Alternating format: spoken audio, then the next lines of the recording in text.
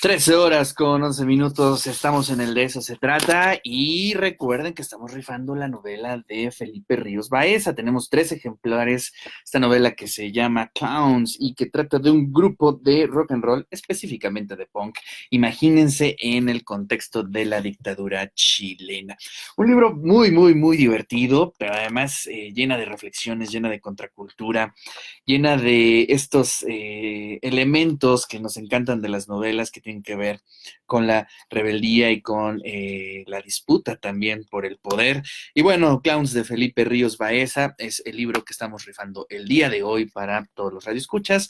Nos pueden escribir a las redes sociales, pero también al WhatsApp, al 22 25 54 6163. Y como lo comenté al principio del programa, siempre estamos hablando de los premios que ganan los Tenorio Brothers, Miguel y Fermín Tenorio, de maestros de allá de Tecamachalco, pero nunca hablamos de ellos, ¿no? De su formación, de su historia de vida, del por qué están haciendo esto y no otra cosa. Entonces, bueno, Fermín se nos escapó el día de hoy, pero está Miguel Tenorio. ¿Cómo estás, Miguel? Un gusto saludarte. Hola, ¿qué tal, Ricardo? Saludo otra vez. Pues, buenas tardes a todos los que escuchas. Gracias por el espacio, porque a final de cuentas siempre es importante, yo creo que divulgar los éxitos de la comunidad universitaria, ¿no? Claro. Porque a final de cuentas es un trabajo que la universidad está proyectando hacia los estudiantes y hacia la comunidad que se ve beneficiada por esto. Por supuesto. Pues a ver, platícame un poco, Miguel, pues ¿cuál es tu historia de vida? Creo que es importante hacer como un recuento. ¿En qué momento decidiste dedicarte a la docencia? ¿Cómo fue que llegas? Y sobre todo, ¿cuál es el móvil, no? Difícilmente podemos, pues, descifrar cuál es el móvil o el origen de esta vocación. Y pues bueno, pues eso quería platicar contigo, ¿no? Pues digo, bueno, vamos a poner en contexto, Miguel Tenorio es profesor de la preparatoria Enrique Cabrera en Tecamachalco, pero además coordina con su hermano Fermín el taller de robótica, un taller de robótica que ha ganado, si no me equivoco, pues prácticamente cientos de premios. Sí, bueno, la historia de casi 10 años, en el 2019 cumplimos 10 años, entonces es un promedio de, bueno, sin ser pretencioso, bueno, porque respondo a la pregunta, sí, yo creo mínimo 10 premios al año. Wow. Es lo que se logra con estos chicos. Y lo interesante de esto es que son chicos diferentes, ¿no? No siempre es el mismo chico, ¿no? Claro. Porque tal vez por ahí alguna vez algún maestro me dijo, no, es que tú siempre utilizas al mismo chico. Pues si llevamos 10 años, tendría que ser un Sí, no, pues tendría que ser de doctorado, ¿no? Claro. De aquí de prepa al doctorado, pero bueno. Pero platícanos también sobre ti, Miguel. Quiero que me cuentes, pues, ¿cuándo fue la primera vez que te sumaste a la docencia? ¿Cuáles fueron tus estudios básicos? ¿En dónde estudiaste? ¿Cómo te empezaste a meter en estos temas? Pues yo creo que todo comienza, bueno, haciendo alguna vez una retrospectiva. Sí. Dije, pues creo que todo comienza con tener buenos maestros, ¿no? Y yo creo que desde la primaria tuve buenos maestros. Entonces, mi maestro de primaria, de primer año, en el que lo recuerdo, pues él era muy bueno. Tenía, yo creo 80 años. Mi maestro. El maestro. Sí. Y bien, lo recuerdo porque muy característico, muy alto, muy estricto, pero muy bueno. Wow. Entonces yo creo que desde ahí comienza todo, ¿no? Uh-huh. Entonces cuando terminé la primaria, obviamente pasó a la secundaria. En la secundaria también tuve maestros muy buenos en matemáticas, en química. Entonces realmente yo no me sentía desarmado para enfrentar la preparatoria. Entonces yo siento que tuve unas buenas bases. Uh-huh. O no sé, bueno, yo siento que sí tuve buenas bases porque veía a algunos compañeros que decían, no, es que las matemáticas. Yo les decía, pues, yo te ayudo. Ya les ayudaba, nos pasábamos la tarea. Claro. Y pues eso yo creo que fue parte fundamental. Luego al ingresar a la preparatoria, pues también tuve maestros excelentes. ¿En qué prepa estudiaste? En la prepa Benito Juárez. Ah, en la Benito. En aquel entonces la prepa Benito Juárez tenía 3 turnos. El matutino, el intermedio y el de la tarde. Uh-huh. Y yo estaba en el intermedio. Ok. Entonces yo conocía tanto a los chicos de la mañana. ¿De qué generación eres de la prepa Benito? 90, 93. Órale. Sí, que ya no me acuerdo. Sí, del TEC. Entonces, ya ha pasado mucho tiempo. Ya hiciste cuentas. Sí. Y bueno, pues yo creo que ahí, o sea, el hecho de tener buenos maestros te fortalece Ujú. y te hace ver la vida de una manera diferente porque sabes que estás capacitado para enfrentar cualquier cosa. Claro. Entonces, bueno, en aquel entonces, yo creo que como ahorita pasa con todos los chicos, que es lo que he observado, que no tienen muy definido qué es lo que quieren estudiar. Ujú. Y a mí me ocurrió lo mismo. Yo dije, bueno, hay que estudio, ¿no? Me gusta la literatura, me gusta la filosofía, me gusta química, pero yo creo que desde que te gusta todo, pues es todavía más complicado. Claro. Y en mi familia han estudiado, mis hermanos estudiaron computación, derecho, algunos, electrónica, Ujú. pero yo no sabía bien exactamente qué es lo que quería. Estabas en eso. Sí, Materia pendiente. materia pendiente. Entonces resulta que un día al visitar la Casa de la Cultura, en la Casa de la Cultura, sabemos, se hacen muchos eventos, y me recuerdo que había una feria de libro. Y me llamó la atención algunos libros, pero eran libros para niños, pero eran editados por el CONAFE, el Consejo Nacional de Fomento Educativo. Claro. Uno de los chicos que estaba ahí presente me obsequió un folleto, me dijo que si no quería ser instructor comunitario. No tenía idea de qué Estabas era en eso. la prepa. Estaba en la prepa, estaba en segundo año. Ah, maravilloso. Entonces lo leí, decía que tenía la oportunidad de apoyar a tu país, dando clases de primaria. Me gustó el rollo, pero yo iba en segundo. Entonces lo guardé y lo guardé en algún libro y dije, pues igual es una opción, ¿no? Cuando terminé el tercer año, pues tercer año fue un poquito complicado porque el arte a mí me gusta, pero luego no sé por qué se dan las situaciones. Estuve a punto de reprobar arte y dije, tercer año y ya, arte.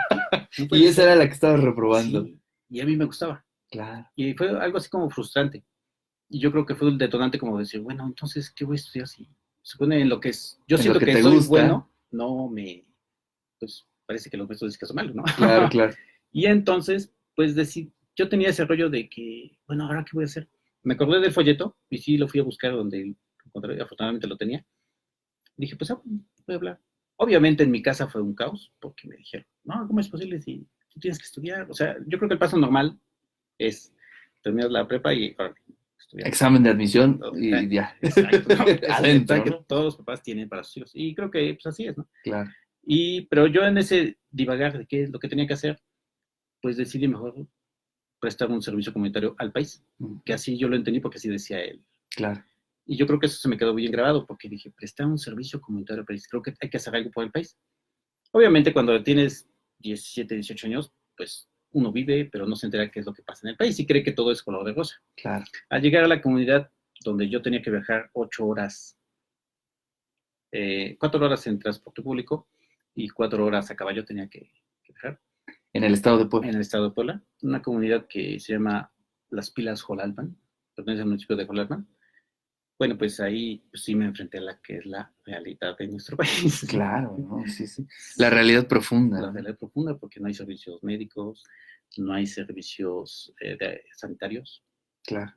Solamente había 13 familias y esas 13 familias sobreviven con lo que pueden vender de sus cosechas de maíz, de cortar plantas medicinales, ya las vendían al municipio, y pues te enfrentas a eso, ¿no? Claro. Y te enfrentas a que tienes que dar clases a 22 niños que no saben leer y escribir, pero 22 niños de diferentes edades, desde los 5 años hasta los 14 años. Y entonces, pues ya estás ahí en el salón y ahora a dar clases. A dar clases.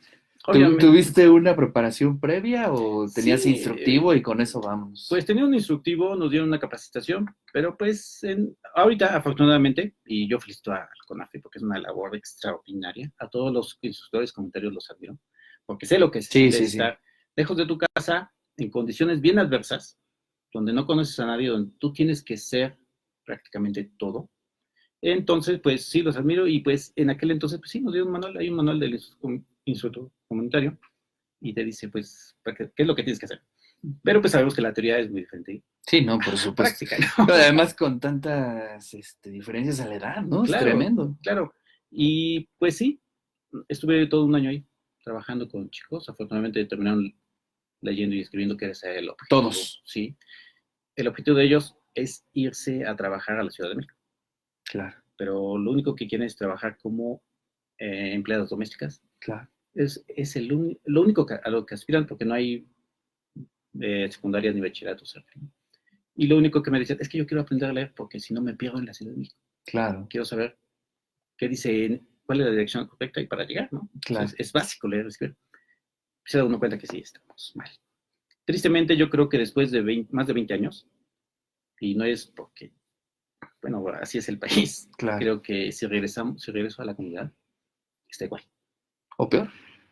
Entonces, yo creo que ese ha sido el motor, ¿no? Claro. Que a los 18 años te das cuenta de que eso es lo que ocurre. Sí, creo que es bastante recomendable, ¿no? A los jóvenes, pues que volteen un poco hacia esa parte. Sí, el programa que tiene la UAP, de los chicos que van a alfabetizar, ese es muy importante.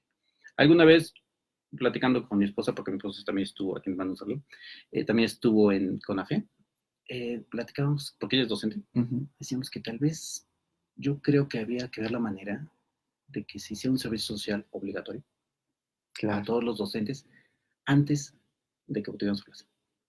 Porque el país lo necesita. Sí, de verdad que es increíble las condiciones en las que se vive en muchas comunidades de nuestro país, o sea, no solamente solo de Puebla, ¿no? Y pues más ahorita, ¿no? Entonces, yo soy de la idea que sí es necesario que se preste un servicio social. ¿Qué es lo que más te impactó en tu estancia en esta comunidad? Pues obviamente que uno está alejado de la familia, ¿no? Claro. Uno llora los primeros días. Sí, no, pues sí. Y a la otra, pues no puedo regresar porque tengo que viajar 4 horas. Y además, pues es una cuestión también personal de que pues, ya estoy aquí, tengo que terminar, ¿no? Claro. Impacta cómo mueren las personas por enfermedades, porque no pueden tomar una aspirina, por la picadura de alacrán, niños, ancianos. Impacta que no hay agua, que uno tiene que viajar 2 horas para tener agua y regresarla. Y regresar para, pues, prácticamente todos los días ir y venir por agua, ¿no? Por agua. Sí, impacta que una enfermedad que tal vez es muy fácil de controlar en la ciudad, allá causa la muerte. Yo creo que eso es lo más impactante. Y sobre todo, pues, saber que a los 18 años no puedes hacer mucho. Claro. Parece que uno se encuentra atado de más, ¿no? Y entonces yo creo que eso fue el motor para decir, algo se tiene que hacer, no sé qué, pero estas condiciones tienen que cambiar. Y a partir de ahí, pues, surge una idea de que, bueno, yo no puedo ayudar a las personas si no estoy preparado, ¿no? Entonces, la única manera de prepararse es, pues, seguir estudiando. Y entonces, sí regreso ya a la universidad. Bueno, con la idea de estudiar y hacerlo bien, ¿no? Porque creo que, bueno, dentro de esa estancia vi tantas cosas, gente que supuestamente tendría que hacer su trabajo y no lo hacía. Y, pues, hay que cambiar esto, ¿no? Pero la única manera de hacerlo es estar preparados, porque si no, también es muy fácil que uno cometa muchos errores, ¿no? Y después regresas, entras a la licenciatura, ¿qué empiezas a estudiar? ¿Cómo es tu estancia como universitario en el nivel profesional? Pues estando en la universidad, pues dije, a ver, necesito estar preparado, ¿no? Yo creo por intuición, sabía que estudiar un idioma era importante, ¿no? Claro. Ahorita es fundamental, ¿no? Básico. En aquel entonces, pues no era como algo, creo que hasta no era tan común, ¿no? Y entonces decidí estudiar inglés también, al mismo tiempo que estudiaba la licenciatura en electrónica. Entonces yo andaba y venía de CEU para el Centro de Lenguas Extranjeras, me regresaba y luego me decía... ¿Estaba aquí en el centro? ¿No? Que estaba en el centro, en la 4 Oriente. ¿No? Iba y venía. Yo alguna vez mis compañeros de electrónica me reclamaban porque yo estaba en la selección de fútbol, pero del Centro de Lenguas. Y luego nos enfrentábamos entre nosotros y decían, ¿y ahora tú qué onda? ¿No? Porque también no sabían que yo estudiaba en el Centro de Lenguas. Claro. Y así me la llevé en lo que fue la carrera. Okay. Ya cuando terminé, y yo creo que también es parte fundamental los maestros, por eso yo retomo esto de que los maestros son fundamentales, porque mi servicio social lo hice con un maestro, el maestro José Ignacio Castillo Velázquez. Con él hice el servicio social en energías alternativas. Entonces yo creo que dije, bueno, pues sí hay que ayudar, ¿no? Y si hay medios, sí hay cómo. Luego, conociendo al doctor Jaime Cid, pues, claro, el doctor Jaime tiene una visión muy distinta del común de la gente. Entonces, pues, apuntarle todavía lo que uno quiere, ¿no? Claro. Pero pues, ya uno termina la licenciatura y dice, no, pues hay que enfrentarse a la realidad, a trabajar, ¿no? Sin duda, llegó el momento. Sí. Y era ¿Pero sí tenías planteado el dedicarte a la docencia? Sí, porque el hecho de entrar a CONAFE, yo creo que el 90% de personas que entran al Consejo Nacional de Fomento Educativo se dedican a la docencia. Porque comprendes que es necesario ayudar. Y dentro de eso, pues comprendes que es necesario prepararte. Y es a través de la docencia que te entra el gusto. Y dices, Claro. Obviamente yo no sabía que si iba a dar en educación media superior o superior. Siempre quise regresar a la prepa Benito Juárez. Claro. Cada vez que pasaba decía, yo voy a estar en la prepa Benito Juárez. Y sí regresé a la prepa Benito Juárez, pero alguna vez por situaciones de la academia que había. Claro. Ahí. Y pues se dio que después de terminar la licenciatura, pues hay que buscar trabajo. Y pues la realidad es que no hay trabajo. Claro. Y entonces, pues, algunos amigos, bueno, pues vamos a tal lado, vamos a meter solicitudes, te das cuenta que también no hay trabajo y que te metas a otras condiciones muy diferentes a las que de repente pensabas. Uh-huh. Pero también te fortalece, porque yo trabajé también para la industria, y te das cuenta que, pues, si no trabajas bien una semana, y si no compites con algunos otros compañeros de otras facultades o de otras universidades, pues no sobrevives. Y en una empresa en particular sí, yo aprendí bastante porque ahí, digamos que trabajamos de sol a sol. Y sí, la verdad es que ahí el hecho de trabajar en la industria lo combinas con la docencia y ya sabes qué es lo que puede funcionar. Claro. En el caso de proyectos, por ejemplo. Claro. Oye, ¿y cómo nace este taller de robótica? ¿Cómo empieza en sus primeros años? ¿Cómo se acercan los chicos? ¿Y cómo lo comparas? ¿Cómo lo viste nacer? Y ahorita, después de 10 años, pues, con todos estos premios que han ganado, ¿cómo lo observas? Ha evolucionado bastante porque en los primeros años se hace la convocatoria, acuden, yo recuerdo, eran creo de 17 chicos. Y esos 17 solamente quedaron 2. El primer año. El primer año. Sí, sí, sí. Sí lo recuerdo bien porque, pues, hasta los mismos chicos se desanimaban. Decían, pues, éramos tantos y ya ahorita, ¿qué pasó? Y nosotros les decíamos, no, lo que pasa es que necesitamos estar convencidos de lo que hacemos, ¿no? Si tú estás convencido, no hay ningún problema. Así seamos uno solo, estamos convencidos de que estamos haciendo algo. Y efectivamente, porque el siguiente año se fue duplicando. Y para esta generación tenemos 70 aspirantes, ahorita tenemos 50 que todavía van aguantando el ritmo, porque pues como lo hemos mencionado antes, el grupo de robótica es un taller extracurricular. Claro. Por lo tanto, solamente permanecen los que quieren. Los que quieren. Los que quieren, ¿no? No los que tengan mayor capacidad, ¿no? Porque también ahí descubren si son aptos para el área de ciencias. Y entonces eso es bueno, porque claro. No necesitamos doctores que odian su profesión y que son legistas, ¿no? Claro. No necesitamos ese tipo de personas. Entonces, tal vez eso es una oportunidad también para que ellos vayan descubriendo sus habilidades, ¿no? Entonces, no le llamamos desertar, tal vez ellos encuentran que no es su área. Y que es válido esa edad, ¿no? Y es válido. Bueno, a cualquier edad. Yo creo que en mi época me hubiera gustado, ¿no? Por supuesto. Sí, y yo creo que es una oportunidad, ¿no? Entonces, yo creo que a 10 años veo un cambio muy, muy, muy, muy bueno, también en cuanto a generaciones, porque las generaciones son cada vez mejores, ¿no? Claro. ¿Y perspectivas? ¿Hacia dónde va a ir este magnífico taller de robótica? Pues fíjate que ya se ganó el premio nacional 2 veces. Sí hemos ganado la medalla internacional. Se planteó el hecho de ir a Rumania hace 2 años. Ya está. Claro. Pero lo que yo he comentado con mi hermano San Fermín es que lo que necesitamos es que del grupo de robótica, obviamente va a estar 3 años, después en la universidad, pero que alguno de nuestros chicos gane el premio Nobel. Órale, eso sería magnífico. Porque queremos, yo creo que si no nos ponemos metas altas, vamos a, si piensas en cosas pequeñas, logras cosas pequeñas, ¿no? Claro. Entonces, esa es la meta, ¿no? Meter la semilla a los chicos. Necesitamos un premio Nobel. Porque los premios Nobel, obvio que le dan prestigio a una universidad, ¿no? Por supuesto. Y presupuesto, etcétera, etcétera. Lo que queremos es beneficiar a la universidad, ¿no? En cada proyecto que nosotros realizamos, en cada concurso que presentamos a nuestra universidad, tratamos de darle ese prestigio que necesitamos como escuela pública. Porque la escuela pública es la que tiene que encabezar la educación, ¿no? Claro. Entonces, pensamos que si ganamos un premio Nobel, que uno de nuestros chicos sea premio Nobel, yo creo que Esa es una de las metas que... Wow. Miguel, pues ha sido un gusto, en verdad, charlar contigo. No, pues al contrario. Es un honor, además, porque sí, en verdad sí han tenido unos alcances, premios a nivel nacional, internacionales, y creo que van por muy buen camino. Y pues sobre todo felicitar a todos los chicos, a todas las familias, ¿no? Que se han Sí, visto claro, beneficiadas también a partir de su ejercicio y que además, como tú lo dices, es un taller extracurricular. Ni siquiera es en los días de la semana, son los sábados. Yo he estado con ustedes unos cuantos días y creo que es uno de los proyectos más interesantes que hay pues, en nuestra universidad. Miguel, pues te agradezco mucho. No, pues muchas gracias. Agradecer también a través de ese medio a los padres de familia de todas las generaciones, Sí, claro. a los chicos de todas las generaciones que ya son egresados, a todos ellos por el esfuerzo que han puesto, porque el grupo de robótica no sería nada sin ellos. Así es. Entonces, nosotros somos nada más. Me saludas mucho, Fermín. No, pues. Quedó pendiente la entrevista con él.